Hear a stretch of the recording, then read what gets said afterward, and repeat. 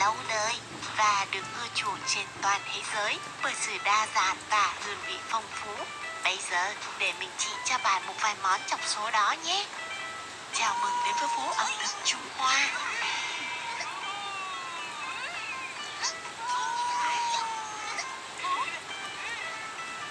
Nhà hàng mới đang mở cửa, hãy cùng khám phá nào.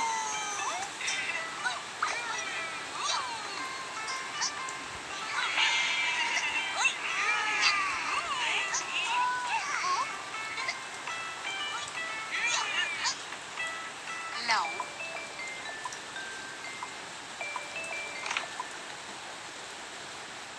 Hãy chuẩn bị cho món lẩu. Thịt bò.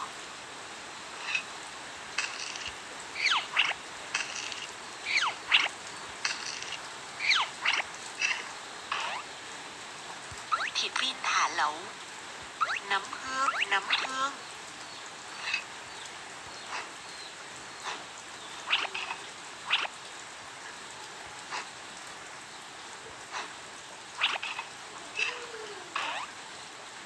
Dâu diếp.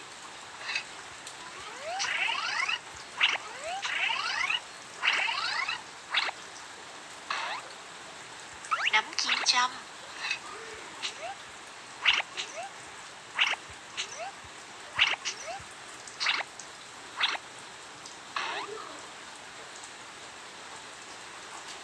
Thịt viên thả lẩu.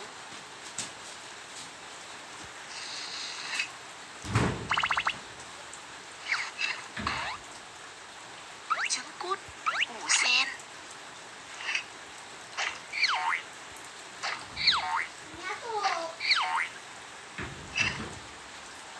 Các hành lá.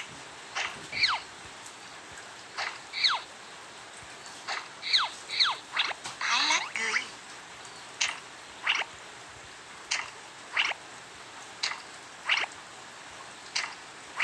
Nghiền tỏi.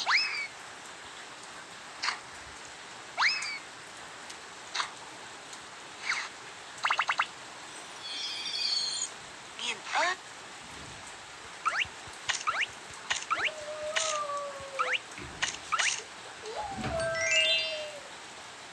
Hãy bắt đầu làm nước lẩu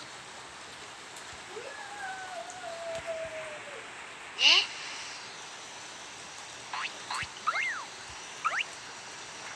Dầu ăn, gia vị, hành lá, gừng và tỏi.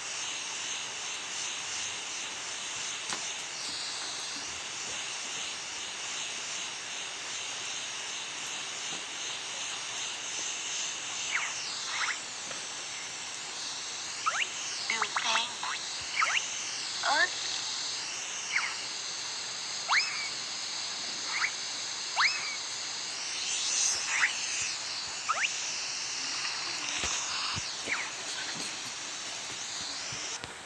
Bạn thích loại nồi lẩu nào? Nồi lẩu 2 ngăn. Nồi lẩu 2 ngăn.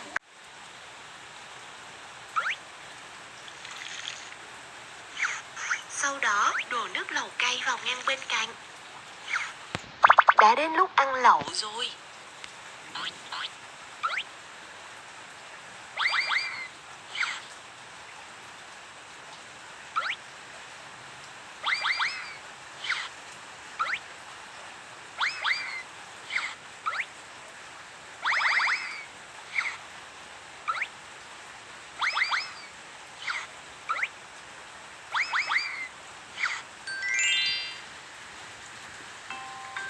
Nồi lẩu đã sẵn sàng, hãy cùng thử nào.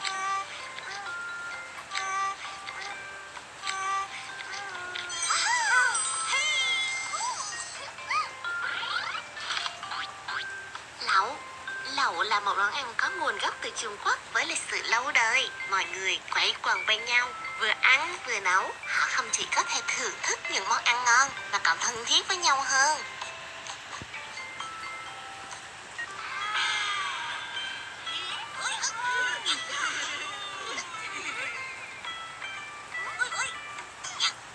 Tuyệt quay. Hãy cùng làm món vịt quay. Pha đều nước đường lên vịt quay.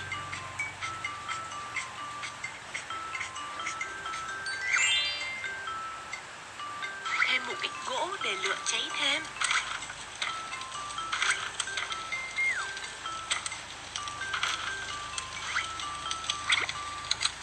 Bắt đầu quay nào.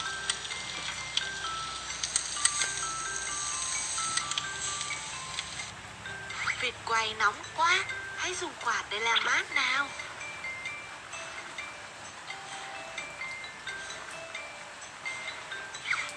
Da vịt quay Bắc Kinh ngon nhất, dùng con dao để thái da nhé.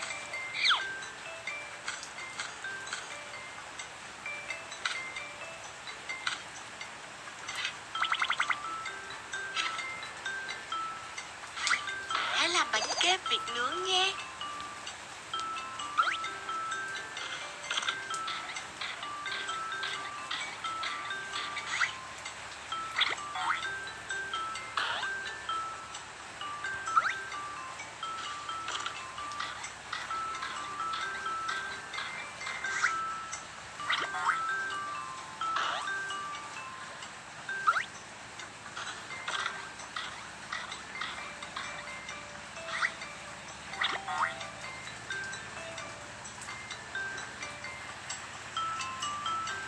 Đầu tiên, hãy dưới bộ đầu này ngọt. Chọn món ăn kèm mà bạn thích. Hành lá, củ cải tím, dâu diếp,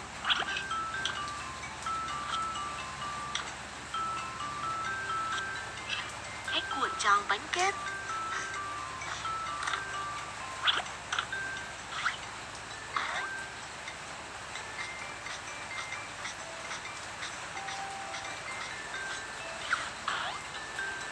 Dâu diếp, dưa chuột, cà rốt,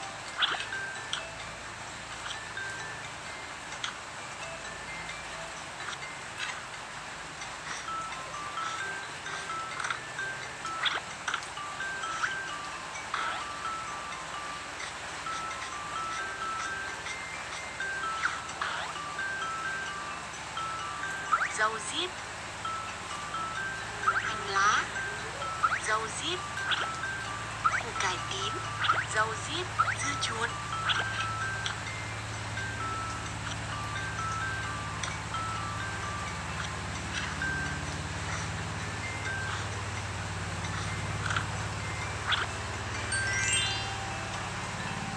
Món vịt quay trông rất ngon, cùng phụ cho khách hàng các món ăn nào.